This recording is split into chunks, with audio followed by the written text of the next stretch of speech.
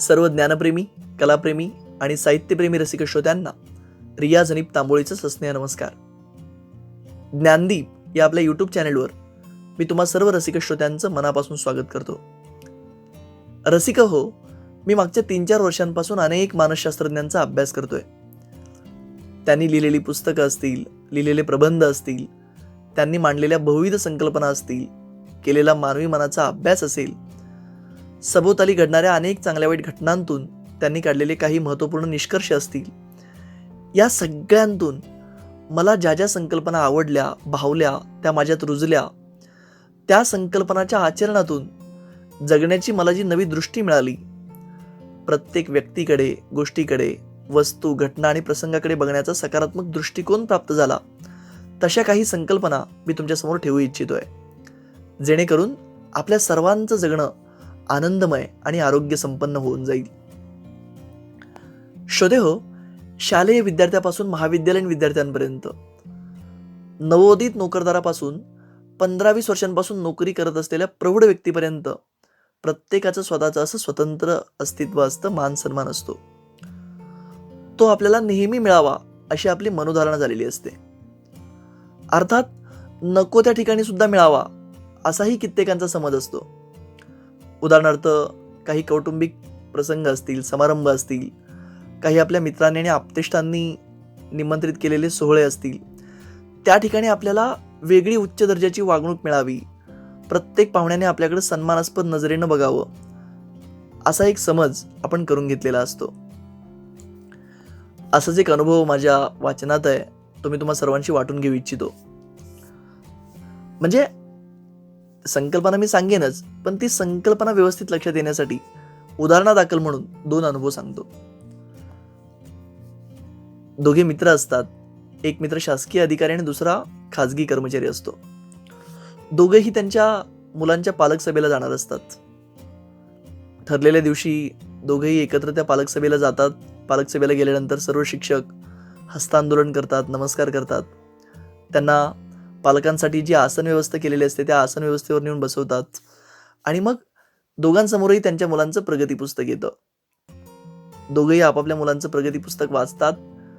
तो जो खाजगी कर्मचारी मित्र असतो, त्याची मुलाच्या प्रगती पुस्तकाला घेऊन काही तक्रार नसते, म्हणून तो निघून जातो. आणि तो जो शासकीय अधिकारी मित्र असतो, तो त्याच्या मुलाच्या प्रगती पुस्तकाला घेऊन, त्याच्या काही तक्रारी असतात, त्याच्या अभ्यासाला घेऊन त्या मुख्याध्यापकांशी त्याला काही चर्चा करायची असते, म्हणून तो कार्यालयात जातो. कार्यालयात गेल्यानंतर त्या मुख्याध्यापकांशी तो बोलत बसलेला असतो. तेवढ्यात त्या शाळेचा कर्मचारी येतो आणि मुख्याध्यापकांसमोर चहाचा कप ठेवून निघून जातो. ते मुख्याध्यापक त्याला जात असताना कर्मचाऱ्याला थांबवतात आणि म्हणतात, अरे यांना पण चहा घेऊन ये. तो कर्मचारी तसाच माघारी येतो आणि त्यांनाही चहा देतो, निघून जातो. मग दुसऱ्या दिवशी जेव्हा ते दोघेही मित्र भेटतात, तेव्हा तो जो खाजगी कर्मचारी मित्र असतो त्याला विचारतो, अरे काय झालं, तू मुख्याध्यापकांशी चर्चा करणार होतास तुझ्या मुलाच्या प्रगती पुस्तकाला घेऊन, अभ्यासाला घेऊन, ती चर्चा झाली का? तो म्हणतो, होय रे झाली, पण त्या मुख्याध्यापकांनी मला जी वागणूक दिली ना, ती माझ्या मनाला खूप लागली आहे. म्हणतो, काय झालं?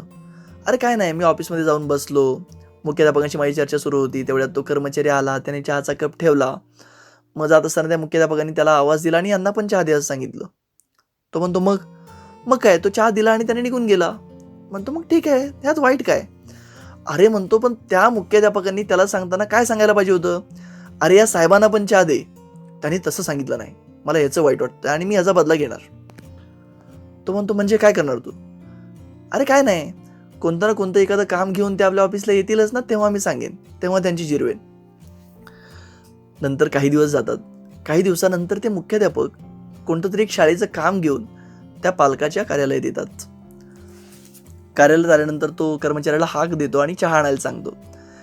चहा आणायला सांगताना तो 2 कप आण, 3 कप आण असं काहीच सांगत नाही, फक्त चहा आण असं सांगतो. मग त्या कर्मचाऱ्याला वाटतं की साहेब एकटेच असतील, म्हणून तो 1च कप चहा घेऊन जातो. चहा ठेवून जात असताना तो त्या कर्मचाऱ्याला थांबवतो आणि सांगतो, अरे यांना पण चहा घेऊन ये. तो कर्मचारी पुन्हा काही वेळानंतर चहा घेऊन येतो आणि त्या मुख्याध्यापक सरांना सुद्धा चहा देऊन जातो. मग 5-6 दिवसानंतर हा त्या खाजगी कर्मचारी मित्राला भेटतो आणि घडलेली सगळी हकीकत सांगतो. तो म्हणतो, जिरवली बघ त्यांची. म्हणतो, कशी? अरे काय नाही, ते माझ्या कार्यालयात काम घेऊन आले होते, कामानिमित्त मी बोलत बसलो, मग मी फक्त शिपायाला सांगितलं की चहा घेऊन ये. त्याला 1 कप 2 कप असं काय सांगितलं नव्हतं. त्याने 1 कप चहा आणला. मग मी पण म्हटलं यांना चहा घेऊन ये. म्हटलं मग मग काय मी पण सांगू शकलो असतो ना, हे माझ्या मुलाच्या शाळेचे मुख्याध्यापक आहे, त्या मुख्याध्यापक सरांना पण चहा घेऊन ये. पण मी तसं केलंच नाही. म्हणतो जिरली त्यांची. असं खूप जणांसमोर उदाहरणं असतील, खूप जणांच्या बाबतीत घडलेलं असेल.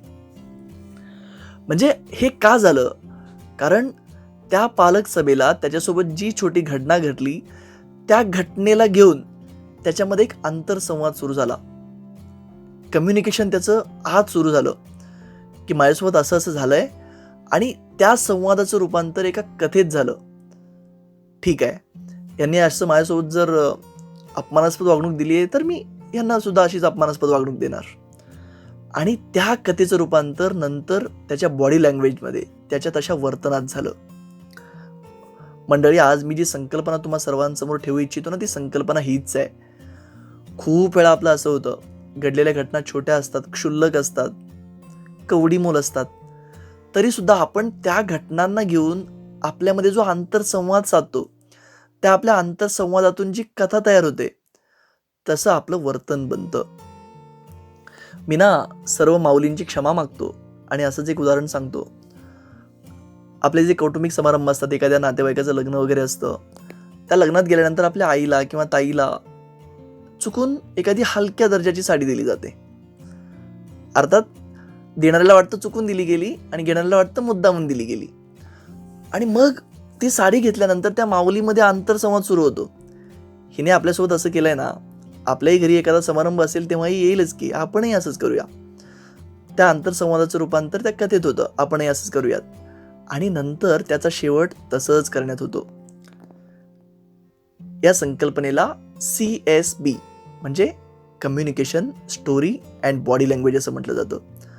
आपण ज्या प्रक्रियेवर ज्या प्रकारचा आंतरसंवाद साधतो, त्या आंतरसंवादातून ज्या प्रकारची कथा तयार करतो, तसं आपलं वर्तन घडतं, तशी आपली बॉडी लँग्वेज, शारीरिक हालचाल होते.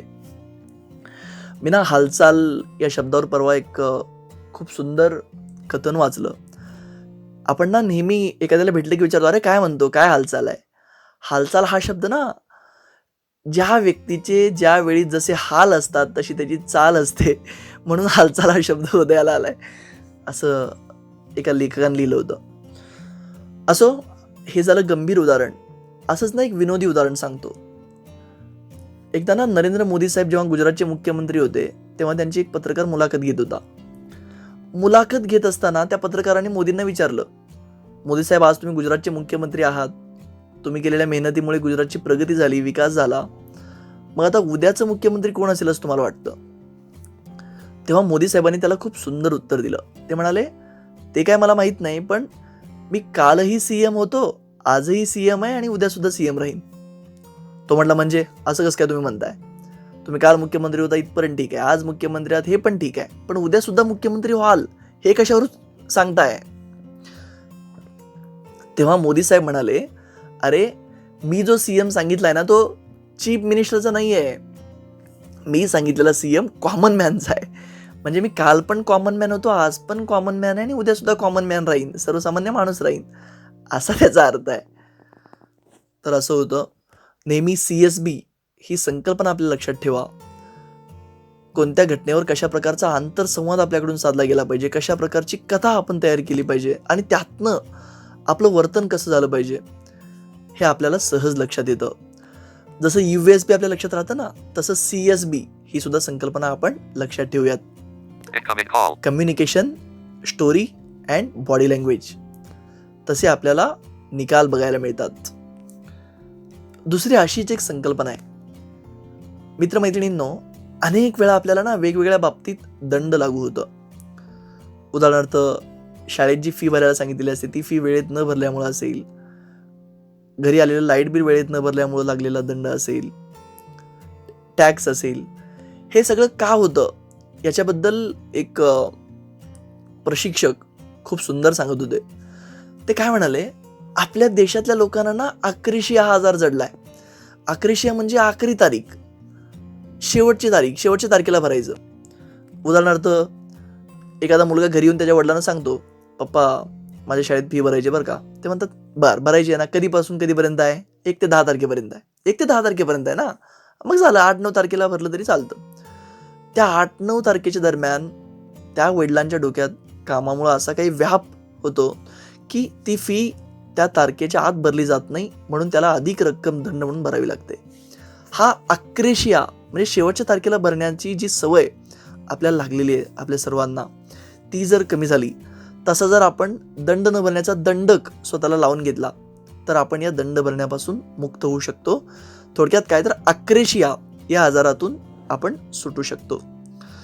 या 2 संकल्पना मला खूप आवडल्या होत्या. त्या तुम्हा सर्वांसमोर ठेवावंसं वाटत होतं, म्हणून आज त्या ठेवल्या आहेत, मांडलेल्या आहेत. या संकल्पना आपण सर्वजण आपल्यात रुजवून आपल्या सर्वांचं जगणं आनंदमय बनवूयात. याच सदिच्छेसह थांबतो. शुभ दिवस. नमस्कार.